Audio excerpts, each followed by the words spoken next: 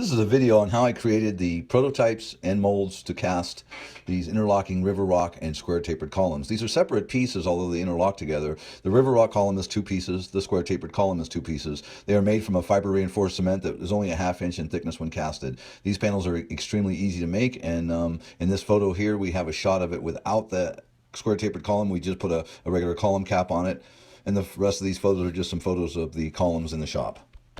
I will now go into how we made the prototypes and show you through 3 different part 1, part 2 videos. You can see the full process, and if you have any questions, email or leave a comment, whatever you want to do. Thanks a lot for watching. Bye. Alright, today we're going to work on making some new molds for these river rock columns. This is a 4-foot by 2-foot river rock column, and this is a prototype. It's a hollow rock technology where these two halves fit together, interlock, and you just screw them. There's a YouTube video that I've already made for us installing this. This is just another, I need to make 2 more molds so we can produce more. But these are built and released and ready for the rubber. We're going to spray that rubber on and show you how to make the molds for this. Right now, basically on top of these is a square tapered Craftsman style type of a column that goes on and interlocks on top of this. And I'm showing you right now how to make those. This is the mold being made right now. The rubber's already on it, and I'm making the hard mold. That side I've already casted. And in order to get this to break apart, I had to make it in 4 separate sections. So this is the hard mold. This is a rubber, and this is just the form that I've used to make the hard mold. So I've made this half, and I'm getting ready to make these 2 halves. In order to get this casting out of the mold, you've got to have the segmentable hard mold so that you can get the rubber and the casting out, and then you can take the rubber off. And all this is a form, and right now what I've done is I've pre-marked the areas that I want to have the bolts go through that'll lock these pieces together. What I'm going to do right now is demold or take off the forms, because once I take these forms off, then the actual other half of the hard mold is what I'll use as a form to make the next portion. So with that being said,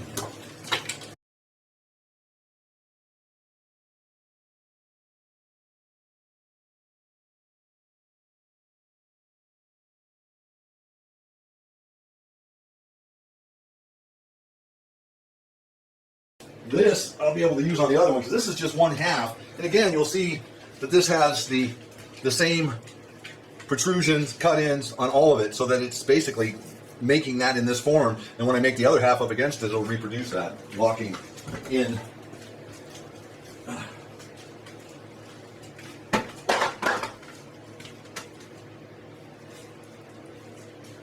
Let's see if I can't get a close-up of that now. What you can see right there, if I can release this, okay, is get that in there tight. You can see the chiseled in one, or the cut in, and then there's the protrusion one and the next one. So this particular section has 3 that create a interlock to making sure that the pieces align. Here we have, again, the pop out, the cut in, the pop out, the cut in. Here on this one, I pre-designated those areas right there and there. I'll probably put one right about there, here, and up there. Those are where I'm going to drill through to actually be able to attach the bolts to put this all together. Now, on this particular one, I've got a need, when I first start casting this half right here, I'm going to have to put a piece of wood here. I was going to have this come down more, but as what I wanted to do is to create this area and this area, square inches wise, are exact the same. So to make the pieces less heavier, I tried to make this one a little smaller and this one a little longer, so that I didn't want my seam to be right there. I think there's a weakness in doing that. If this one is a little longer than this one, and this one's a little longer than that one, there's going to be a better break point there where it's going to be stronger. So that's why I've done that. So what I'll first do tomorrow is I'll put a piece of lumber here, form this side, let it dry just a little bit, take that piece off, oil this side, and then make the other half. And that's all I'm going to do, is release these 2 areas, so and release all this, to where when I stick my mud in here, it doesn't stick to this, or any of the forms. And afterwards, I'll be able to take it off. Now, what I've got here is a prototype that's not yet hard molded. The rubber's sitting on it right now, and I'm about to show you that so you can see how that works. Right now, at this moment, the rubber's just laying on here. This actually fits tightly.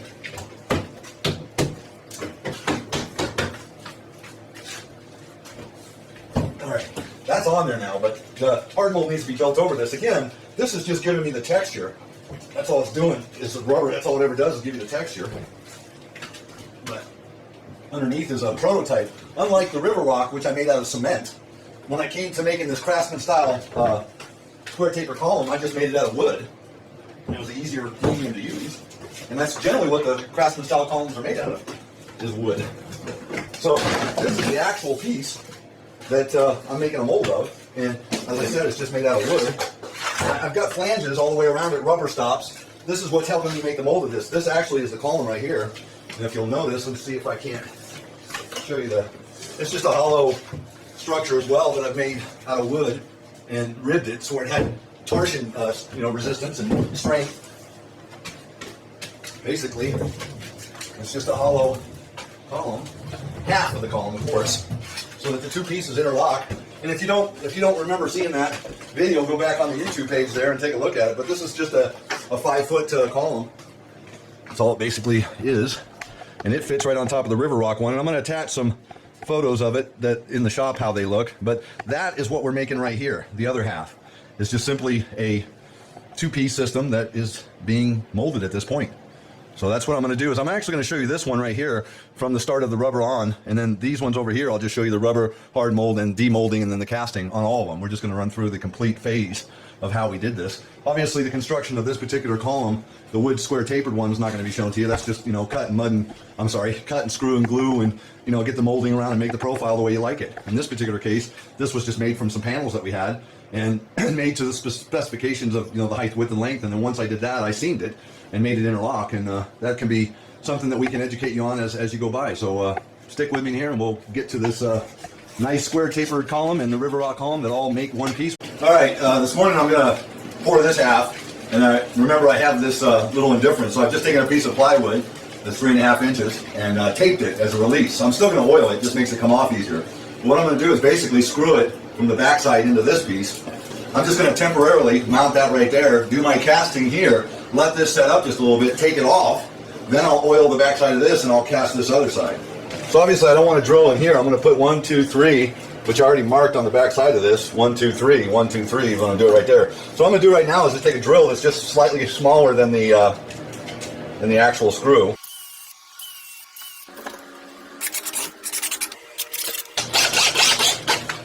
That ain't going nowhere. I'm just using a normal vegetable oil or any type of a motor oil, any type of an oil will work. You're basically just trying to make a release so that the cement doesn't stick to this.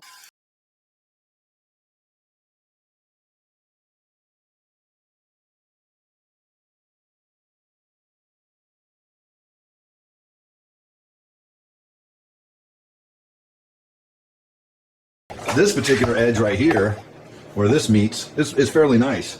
I'm going to grind that all when I get done and mirror the two halves together to where there's a reference line in it.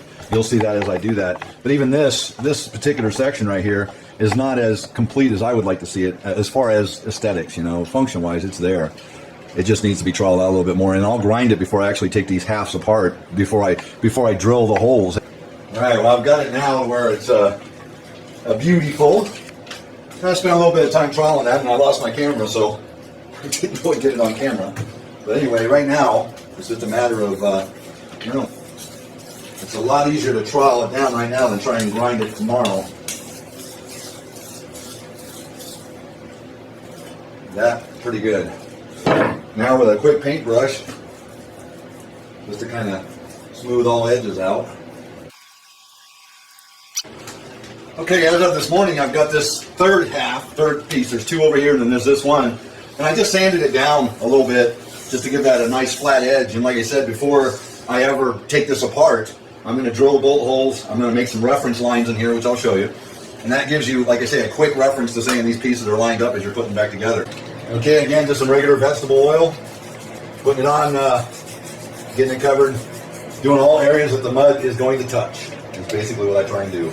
Trying to break the bond of this very adhesive glue, or not glue, but mud. And I don't want it sticking. I want to be able to pop this thing apart without any problems.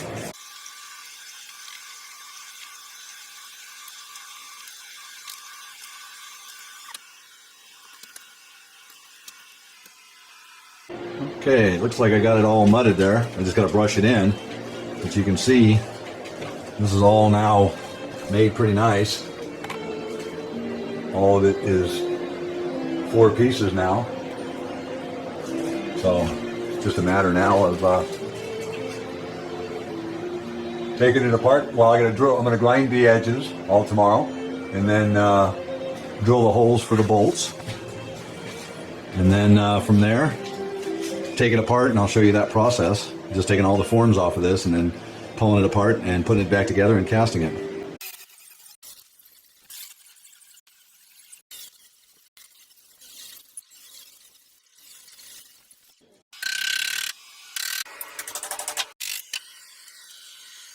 So what I'm first trying to do is to try and spread the center, getting it open, because remember those keyways. If you try and just pull straight up on this piece, if you try and pull straight up on this piece and this piece remains, you're going to lose your keyways. They're going to break right off. So you've got to kind of part it down the middle, and keeping these two together is a good idea. You're basically just trying to pull this off in this manner. And I'm getting a part right there. You can see that, right? I'm getting a part all the way over there, and that's just basically where it's coming apart at this point. You can see I'm getting a bigger part on that right now.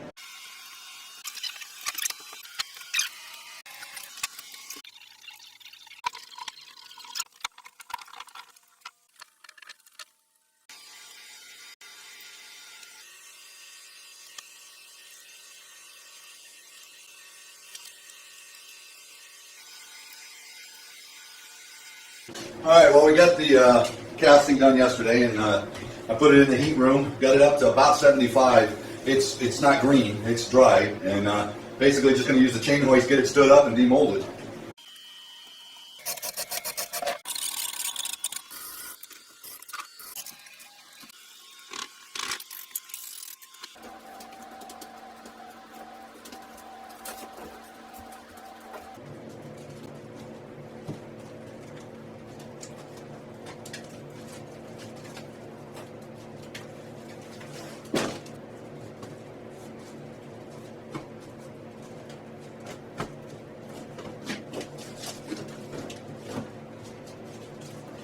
Well, there you go, half of a column. We just got to kind of grind off the slag, do a little patchy for defect's sake. But other than that, she's good to go. And again, you can handle this thing, pick it up, move it. I mean, it's all lightweight.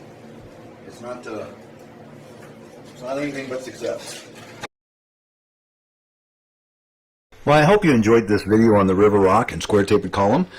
If you've enjoyed it, please like it, share it, and subscribe to my channel. Have a great day. Bye.